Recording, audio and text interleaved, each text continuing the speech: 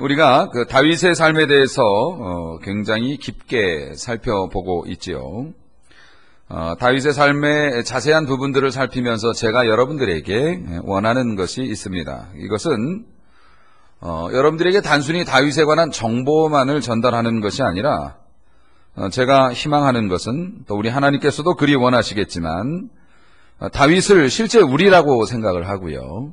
그의 성공과 실패, 영광과 또 수치스러운 그런 삶들, 이런 모든 것들을 우리와 비교를 해서 우리가 하나님의 마음에 합한 사람으로 살았던 다윗처럼 우리의 성품도 우리의 삶도 그렇게 같은 방향으로 흘러갔으면 좋겠다. 이런 소원을 가지고 여러분들에게 말씀을 증거하고 있는데요.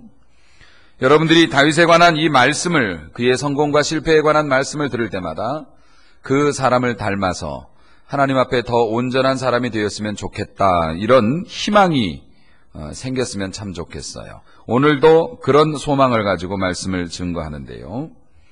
다윗이 가진 좋고 위대한 성품들이 많이 있습니다만은 그 중에 특출난 거 하나가 있는데 그게 뭐냐면 용서하는 마음이었습니다.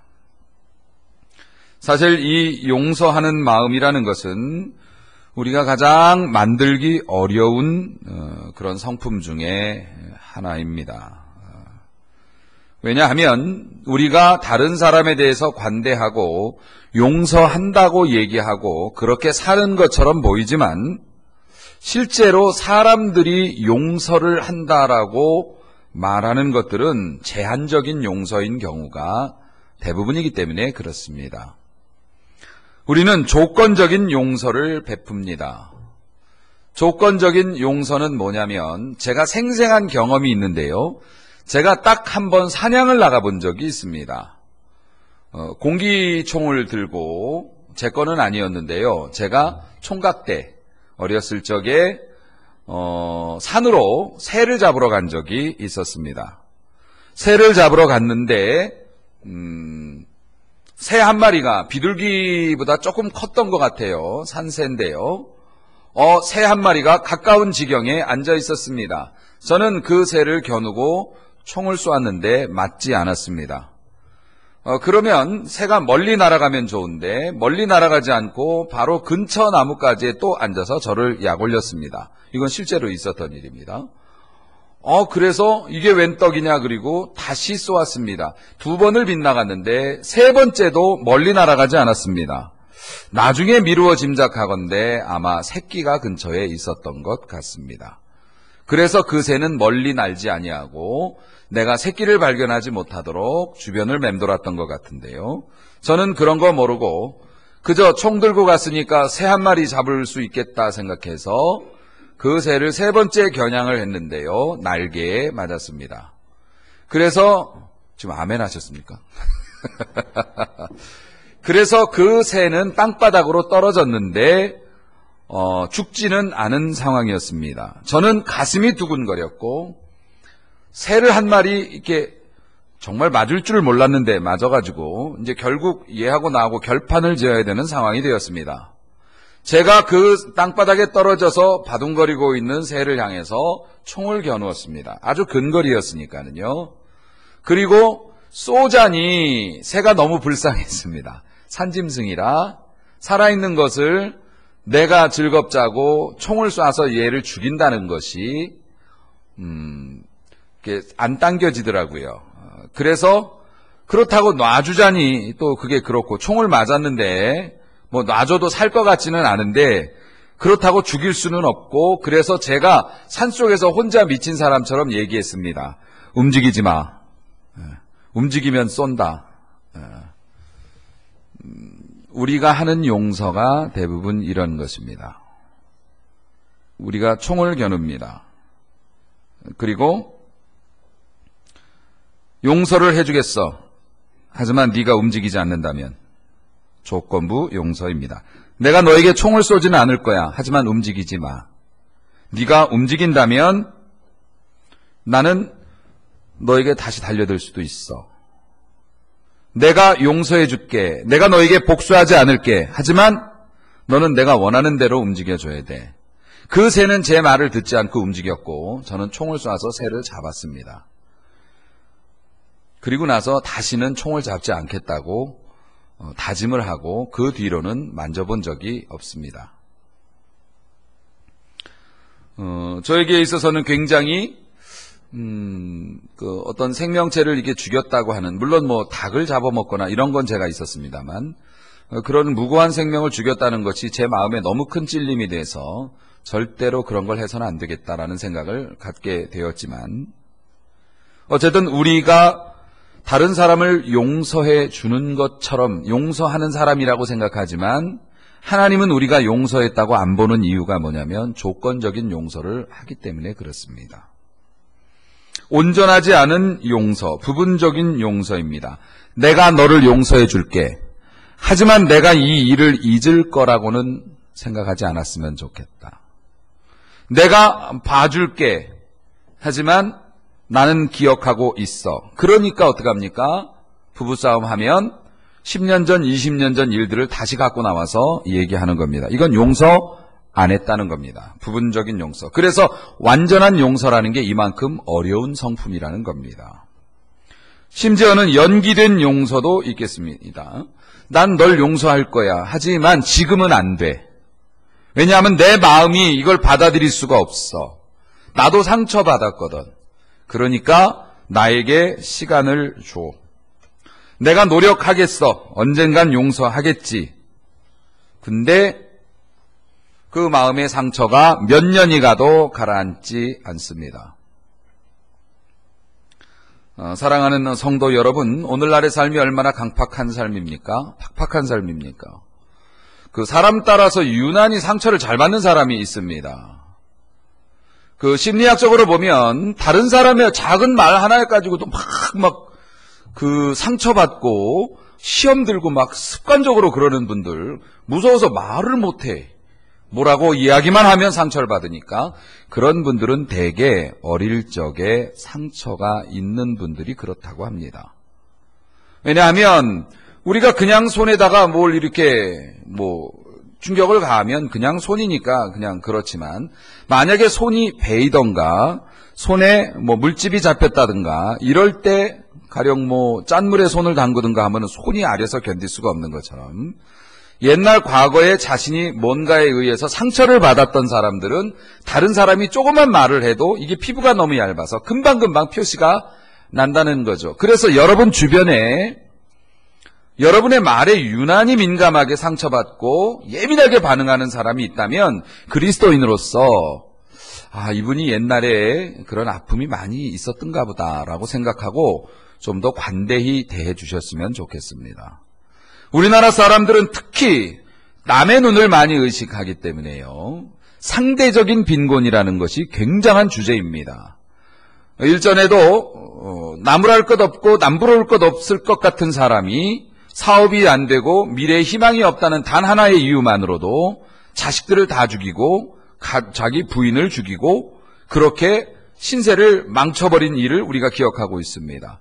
그 사람은 다른 사람에 비해서 아직도 훨씬 좋은 조건에서 살고 있지만 그는 상대적인 빈곤을 느꼈죠. 자기 또래에선 떨어졌고 그것을 견뎌내지 못한 거예요. 여러분, OECD 그 국가 중에서 자살하는 사람이 우리나라가 1등 먹었습니다.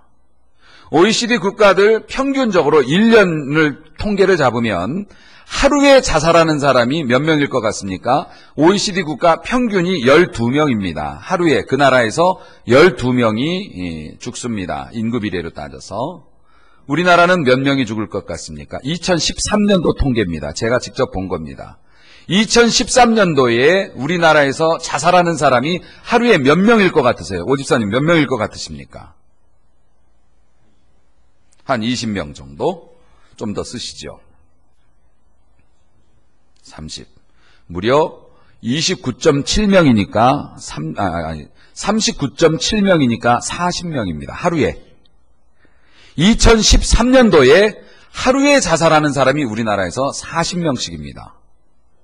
뉴스에 나오지 않아서 그렇지 엄청나게 죽습니다. OECD 국가 평균이 12명이라고 전화가 왔잖아요, 지금. 그런데 우리나라는 무려 40명입니다. 그만큼 우리나라 사람들이 정서적으로 취약하다는 것이 있고요.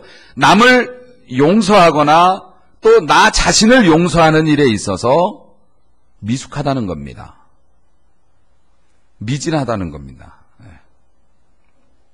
특히 우리 남성들은, 특히 우리 안수 집사님들은 한참 사회에서 열심히 일하는데 위기감도 크죠. 왜냐하면 젊었을 때는 한 번 실패를 해도 기회가 있지만 이제 여러분들 나이가 되면 한 번 무너지면 다시 일어서기가 어렵기 때문에 그만큼 절박함도 큽니다. 그렇기 때문에 다른 사람에 대해서 관대한 사람이 되기가 어렵고 특히 내 가족이나 내 자신에게도 관대해지기가 어려운 그런 삶을 살고 있다는 거죠. 그런데 우리의 행복과 하나님이 주시는 축복을 위해서 우리가 하나님 앞에 마음을 새롭게 해야 될 필요가 있다는 거죠. 세상의 사람들은 이렇게 얘기합니다. 저 사람이 저렇게 연약하고 상처가 많은 것은 과거에 상처가 많았기 때문에 그런 사람이고 그러기 때문에 스스로 이겨내도록 도와줘야 해. 여기까지가 끝입니다. 그런데 여러분, 성경에 나타나는 그 사람들의 이야기를 보면은요, 다윗이요? 다윗도 얼마나 상처가 많았는데요. 어려서부터 상처가 많았죠. 막내로서 사람 대접 제대로 못 받고 양치기 생활했고요. 그럼요. 그 다음에 골리앗 잡으러 나갔을 때 맏 형이 그 다윗한테 얘기한 거 보십시오. 사람들 앞에서 망신 줬습니다. 어려서부터 그런 상처를 받았고요. 그뿐만 아니라 다윗이 중앙무대에 진출을 했을 때도 사울이나 주변 사람들한테 얼마나 미움을 받았습니까? 다윗이 그의 삶 속에서 받은 상처로 말하면요, 사실 죽는다고 해도 누가 의문을 달 수가 없을 정도로 다윗은 상처가 많은 삶을 살았습니다. 그런데 다윗의 장기, 특기, 다윗의 성품 중에 중요한 성품 중에 하나로 꼽혀지는 것이 관용, 용서를 베풀었다는 거예요. 가령 다윗이 상처가 치유가 안 되는 사람이었다면 절대 용서란 있을 수 없죠. 박살났을 겁니다. 그런데 다윗은 용서를 잘하는 것으로 용서 잘해 주시는 하나님의 성품과 닮았다 해서 너는 내 마음에 합한 자라는 평가를 받았잖아요. 어떻게 과거의 상처를 다 이겨내고 그런 일을 할 수 있을까? 다윗은 기가 막힐, 스스로도 이야기했습니다만 기가 막힐 웅덩이에 빠져 있는 상황입니다. 절망의 순간이고요. 놀라운 것은 자기 아들이 자기를 죽이려고 해서 반란을 일으켜서 도망가고 있지만 그 문제에 대해서 억울하다고도 말을 못하는 이유가 이미 다 예언돼 있었기 때문에 그래요. 그가 저질렀던 일련의 죄악들, 그리고 그 죄악의 결과로 인한 하나님의 심판의 내용 중에 그것들이 포함이 되어 있었다는 거예요. 그러니까 죽기 딱 좋은 상황이죠. 왜냐하면 억울한 사람은 안 죽을 수 있습니다. 내가 왜 이런 일을 당해야 돼? 나는 떳떳해. 나는 이런 일을 당할 이유가 없어. 그러면 끝까지 견뎌볼 겁니다. 그런데 나는 이런 일을 당해도 할 말이 없어. 나는 이런 일을 당해도 앞으로는 더 큰 일도 당한다고 예언이 돼 있어. 이렇게 되면 싸워 이길 힘이 없지요. 다윗이 기가 막힐 웅덩이에 빠져 있었습니다. 그래서 궁궐을 버리고 도망가면서 내가 또다시 옛날처럼 이렇게 도망 다녀야 하나?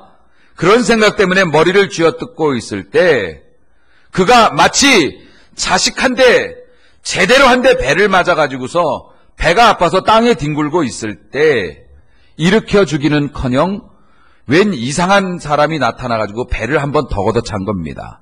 그게 오늘 본문에 나타난 시므이라는 사람입니다. 이 내용은 여러분들 아시지요? 시므이는 어떤 사람이냐면 그 베냐민 지파 사람이고요. 베냐민 지파 사람이라는 건 사울의 가문이라는 뜻입니다. 정치적인 정적이죠. 마치 뭐 한나라당과 민주당처럼 야당과 여당처럼 그 사울 가문의 사람들과 다윗 가문의 사람들은 항상 이렇게 어울리지를 못했습니다. 전에는 정권을 사울 가문이 잡고 있었는데 사울이 비참하게 죽고 나서 그의 자식들도 그렇게 돼서 결국에는 이 사람들이 백기투항한 거나 다름없어요. 다윗 쪽으로 다 넘어온 겁니다. 하지만 사울 가문의 사람들은 항상 삐뚤어져 있지요. 마치 지역감정처럼 저 다윗 때문에 우리 사울이 비참하게 죽었다. 우리 가문에서 출세를 못한다. 다윗 때문에, 뭘 다윗 때문입니까? 자기들이 잘못했는데. 시므이가 사울 가문의 친척입니다. 그러니까 시므이는 어떻게 됩니까? 쌤통이다 요놈, 요렇게 된 겁니다. 그리고 나서 다윗이 도망을 가는데 그러면 안 되는 거죠. 그렇게 다른 사람이 얻어맞고 아파서 뒹굴거리는데 쫓아가서 밟으면 안 되는 거죠. 시므이는 아무리 정당하게 얘기하려고 해도 용납이 안 되는 나쁜 행동을 했습니다. 다윗 임금을 향해서 도망가는데 언덕 위에 올라가서 돌멩이를 집어던지고 먼지를 날리면서 아주 상스러운 욕을 퍼부었습니다. 그것이 오늘 우리가 읽었던 말씀의 내용들입니다. 시므이가 이런 이야기를 합니다. 네가 사울 사람들, 가문의 사람들을 많이 죽였기 때문에 니네 집안에도 이런 피비린내 나는 일이 있는 거다. 사실 거짓말입니다. 다윗은 사울 가문의 사람들을 죽이지 않았습니다. 물론 그 왕자들을 내어달라는 그 요청이 있어서 서로 징계 차원에서 그것들을 왕자들을 넘겨준 것은 있지만 그것은 다윗이 원한 것이 아니었고 사실은 사울의 가문 사람들이 제사장과 그 모든 레위 사람들을 멸망시킨 것에 비하면 정말 아무것도 아닌 것이었죠. 다윗은 사울 사람들을 보호하려고 애썼고 끝까지 잘 해주려고 했는데 시므이는 거짓말한 겁니다. 더 화가 나는 건 뭐냐면 우리가 힘들 때 우리를 도와주지는 못할 망정 짓밟는 사람들이 뭐라고 하면서 짓밟습니까? 거짓말하면서 짓밟습니다. 그러면 더 견디기가 어렵습니다. 내가 인내해왔던 것, 내가 안수집사로서 마음을 갖추고 내가 살아왔던 이 모든 것들을 내려놓고 싶을 만큼 너무나 밉게 우리를 공격합니다. 용서하기 어렵습니다. 다윗도 사람인데 그런 말 듣고서 활짝 웃을 수 있겠습니까? 아마 상처 위에 소금을 부은 것처럼 끙끙대면서 말을 못했을 겁니다. 그때 어떤 사람이 와서 다윗에게 의견을 냅니다. 이것이 9절 말씀입니다. 스루야의 아들 아비새, 이름에 새가 들어갔다고 해서 순한 사람이라고 보시면 안 됩니다. 이 아비새는 용사 중에 용사입니다. 대단한 무공을 가진 절대 용사죠. 이 사람이 이야기합니다. 개도 그냥 개가 아니고 죽은 개처럼 보이는 저놈이 진짜 아무것도 아닌 것이 우리 임금님한테 어떻게 저렇게 말합니까? 눈빛 한번 주시면 제가 가서 목을 베어 오겠습니다. 복수해 주겠다고 이야기합니다. 이런 식으로 말하는 사람들이 항상 여러분 곁에 있을 겁니다. 우리 곁에 있습니다. 집사님, 왜 집사님만 그렇게 당해야 돼요? 아니, 왜 그렇게 당하고 아무 말 못해요?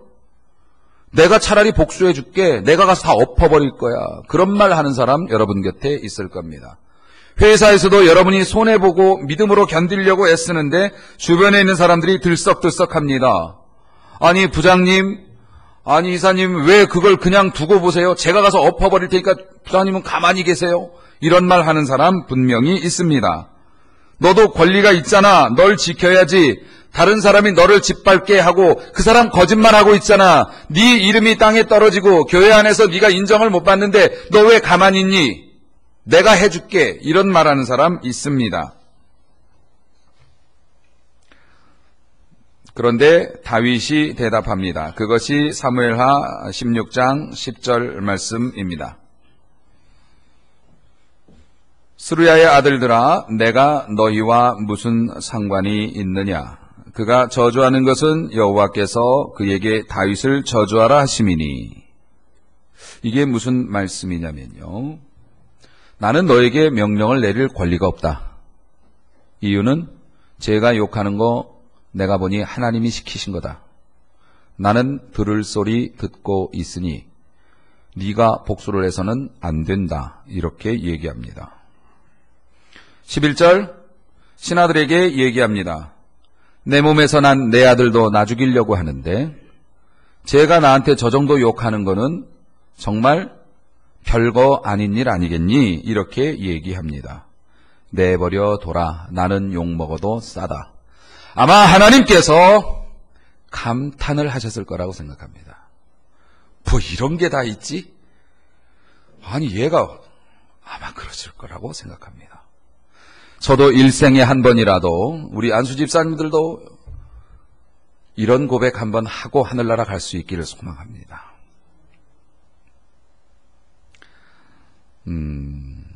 다윗은 밑바닥까지 내려왔습니다. 시므이가 다가와서 그를 걷어찹니다. 그런데 맞서 싸우지 않습니다. 어떻게 이럴까? 다윗은 마음이 두꺼웠다고 얘기합니다. 마음이 하마의 등가죽이나 콧불소의 등가죽처럼 두꺼워서 아마 그만한 얘기로는 끔찍을 안 했는지도 모르겠습니다. 그런데 마음이 가죽처럼 두꺼웠나요? 아닙니다. 하나님 앞에서는 아기 살결처럼 연약했습니다. 그런데 세상의 말에 대해서는 콧불소의 등가죽처럼 두꺼웠습니다. 이게 믿는 사람의 모습입니다. 선한 데는 지혜롭고 악한 데는 미련한 사람의 모습입니다. 이것이 하나님과 동행하는 사람들의 모습입니다. 왜 그런 줄 아십니까? 한 번 더 여러분들 살펴보면은요. 여러분들이 우리 안수 집사님들도 그렇고 여러분들이 신앙생활 제대로 하고 온전히 하려면 이 두꺼운 가죽이 있어야 합니다. 왜냐하면 우리가 안수 집사님이나 아니면 여러분들 정도면 교회에서 신앙생활을 앞장서서 하시는 분들이거든요. 여러분이 다른 직분이 없다 하더라도 여기에 나오셨을 정도면은 다른 사람들보다 앞서서 걷고 계시는 분들인데요. 그러려면 우리가 축복도 많이 받지만 시험도 많이 받아요. 그러니까 우리가 걸어가는 길이 가시밭길도 있고 거친 돌길도 있기 때문에 두꺼운 신발을 신어야 됩니다. 그렇죠? 잘 준비해야 되죠. 그런데 하나님 앞에서는 더 예민해야 되죠. 이거 어떻게 갖추느냐 말이에요. 자, 이 이야기를 한참 앞서서 나가면 결론으로 보면 압살롬은 구테타에 실패해가지고 자기를 밀어줬던 요압 장군이 불리하니까 압살롬을 잔인하게 죽였습니다. 압살롬이 도망가다가 노새를 타고 도망가다가 이 머리가 자랑이었는데 그 뿔이 사슴의 자랑인데 그 뿔 때문에 걸려서 죽는 것처럼 압살롬의 머리가 달려 도망가다가 나뭇가지에 걸려서 노새는 가버리고 얘는 매달려 있게 됐습니다. 사람들이 와서 압살롬이 꼼짝 못하게 되었다라는 이야기를 듣고 죽일 수가 없으니까 겁나니까 요압 장군한테 와서 보고를 합니다. 저기 압살롬이 매달려 있는데 어떻게 하면 좋을지 몰라서 제가 그냥 왔습니다. 원래는 압살롬이 살려줘야 되는데 압살롬은 머리가 빠른 사람이기 때문에 그걸 왜 그냥 살려뒀느냐, 가자 해서 10여 명이 그걸 둘러싸고 매달아 놓은 채로 잔인하게 밑에서 찔러서 죽였습니다. 그렇게 비참하게 압살롬은 죽었고요. 임금은 자기의 권리를 다시 회복해서 다시 예루살렘 도성으로 돌아와 앉은 상태입니다. 그때 시므이가 다시 나타납니다. 그때 뭐라고 했을 것 같습니까? 성경에는 복잡하게 얘기했지만은 살려달라고 했습니다. 당연하죠. 임금님이 잡으러 쫓아가기 전에 이 사람이 먼저 나와서 살려달라고 했습니다. 죄를 기억지 말아달라고 했습니다. 우리 같으면, 여러분 같으면 어떨까요? 미친 거 아니야? 라고 얘기할지도 모르겠습니다. 네가 무슨 낯짝이 있어서 나한테 자기의 죄를 기억하지 말아달라고 얘기를 할 수가 있느냐. 어쩌면 여러분들처럼 인격이 훌륭한 분들은 그래, 복수하지 않을 거야. 차라리 무시해버릴지도 모르겠어요. 저 같으면 그럴 것 같아요. 저 같으면 시므이 같은 사람이 와서 미안하다고 용서해달라고 얘기하면 저는 만나주지 않을 것 같아요. 무시해버릴 것 같아요. 만나면 복잡하니까 너 같은 건 내가 쳐다도 안 본다. 무시해버릴 것 같아요. 여러분, 우리가 동료들 또 우리 인간에게 범하는 가장 큰 범죄 중에 하나가 그들을 미워하는 것보다 더 나쁜 범죄가 무관심이라고 했습니다. 무관심은 용서가 아니라 통제된 분노라고 얘기했습니다. 그런데 주변 사람들의 만류에도 불구하고 다윗이, 시간상 제가 그냥 설명을 드리죠. 다윗이 너를 죽이지 않겠다라고 약속을 했습니다. 내가 너의 죄를 묻지 않겠다라고 약속을 해줬어요. 이제는 아무도 못 죽여, 시므이를. 결국 다윗 자신도 죽이지는 못했고요. 나중에 다윗이 죽을 때 아들한테 그건 얘기했어요. 저 시므이가 나한테 큰 잘못을 저질렀는데 내가 하나님 앞에 안 죽이겠다고 약속해서 죽이지는 않았다. 하지만 쟤는 정말 나쁜 사람이다. 너의 지혜로 잘 처리해 주기 바란다. 저런 사람이 그렇게 편하게 죽어서야 되겠니? 라고 얘기했습니다.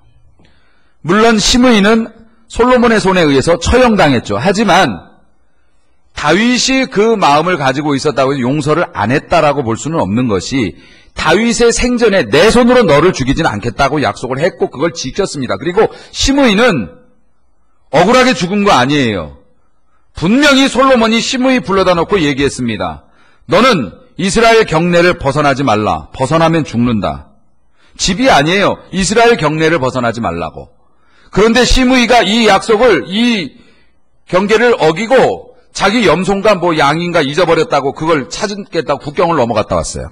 그것 때문에 자기 잘못으로 죽은 것이었죠. 자, 어찌되었던 완전한 용서를 했어요. 자, 다윗같이 연약하고 상처가 많은 사람이 어떻게 다른 사람에 대해서 그렇게 관대할까? 지금 여러분의 삶이 개인적으로 볼 때 똑같지가 않기 때문에 우리 집사님은 과거에 어떻게 살았는지, 우리 집사님은 어떻게 살았는지 다 다릅니다. 어떤 스트레스에 대해서 반응하는 것도 다 달라요. 하지만 우리는 주 안에 있는 사람들이기 때문에 결과는 같게 할 수 있습니다. 주의 관용을 나타낼 수 있어요. 다윗이 그렇게 관용할 수 있었던 비결은 뭘까? 여러분, 수직적인 관점을 더 중요시 여겼다는 겁니다. 유식한 말로. 자, 수직적인 관점은 하나님과 나와의 관계입니다. 수평적인 관점은 아비새 같은 사람들이 얘기하는 것을 듣는 것을 의미합니다. 우리가 사람의 말을 먼저 들어버리면 하나님이 미워하시는 것들을 하게 되고 그렇게 하고 싶은 욕망에 사로잡힙니다. 사람은 욕망에 사로잡히면 반드시 하게 돼 있습니다. 그런데 다윗이 그 많은 상처를 극복하고 시므이를 용서하겠노라고 아예 그냥 선언을 해버렸습니다. 감정적으로는 용서가 안 됐을지 몰라도 너를 죽이지 않겠다라고 도장을 찍어준 이유, 그것을 극복할 수 있었던 것은 시므이가 이런 말을 했기 때문입니다. 내 죄를 기억하지 말아달라고. 이거 어서 많이 듣던 얘기 아닙니까? 다윗이 하나님께 기도했던 내용입니다.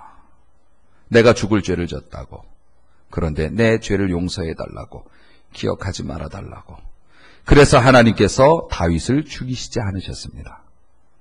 다윗은 그것을 배웠습니다. 여러분, 하나님의 은혜를 받고 하나님께서 나에게 관대히 대해 주셨기 때문에 나도 다른 사람의 허물에 대해서 용서를 해준다. 이것을 우리가 하나님께로부터 먼저 배우면 과거의 상처, 나의 연약함, 나의 성품, 성질, 혈액형 이거 상관없이 다윗과 같은 관용의 사람이 될 수 있고 그 관용의 사람이 되는 것이 하나님 앞에 겸손한 상징이 되는 것이고, 여러분, 교만이라고 하는 것은 모든 죄악의 어머니라고 했습니다. 교만으로 인해서 모든 나쁜 것들이 다 생겨난다는 겁니다. 하나님 앞에 그렇게 겸손으로 표시를 우리가 다른 사람에게 관용하는데 그 이유가 우리의 성품이 너그러워서가 아니라 하나님이 나를 그렇게 용서하셨기 때문에 나도 다른 사람을 정죄할 자격이 없다라고 해서 내 감정이나 내 안에 있는 분노나 이런 것과 상관없이 도장을 찍어 줬다는 겁니다. 도장을 찍어 줌으로 말미암아 용서하기로 선언을 하면 이것이 바로 하나님의 축복이 내려오는 물길에서 거기에 우리의 파이프라인을 가져다 대는 것이 된다는 것입니다. 우리가 하나님의 축복을 받아들일 수 있도록 기와장이 위에 있는 기와가 있고 밑에 있는 기와가 밑으로 들어갑니다. 그러면 물이 아무리 많이 흘러내려와도 스며들지 않죠. 그런데 기와가 만약에 위로 올라갔다고 생각해 보십시오.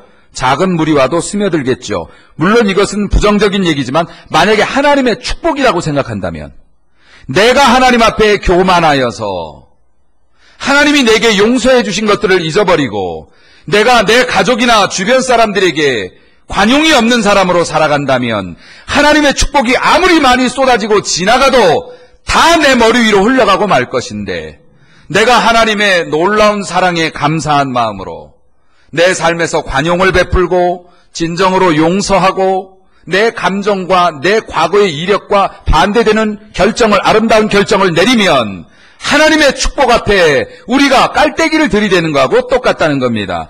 축복은 찾아다니는 것이 아니라 찾아오게 만드는 것입니다. 믿으시기 바랍니다. 하나님 앞에 온전하십시오. 그러면 하나님께서 여러분에게 복을 몰아다 주실 것입니다. 자, 다윗의 이러한 아름다운 삶의 비결, 수직적인 관점을 잘 유지했다고 하는 것. 용서받은 자는 용서해 줄 수 있는 사람이 되겠죠.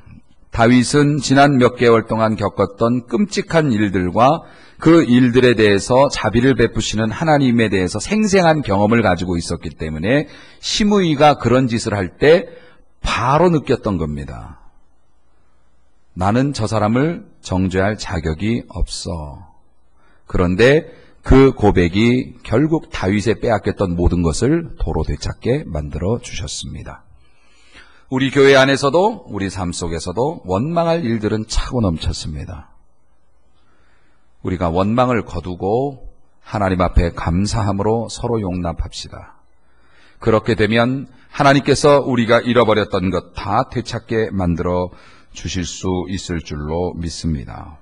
세상에 대해서는 가죽처럼 두껍게, 하나님 앞에서는 어린아이의 피부처럼 얇고 연약하게, 민감하게 그렇게 살아가는 멋진 우리 안수 집사님들, 그리고 우리 귀한 일꾼들 되시라고 주님의 이름으로 축복합니다.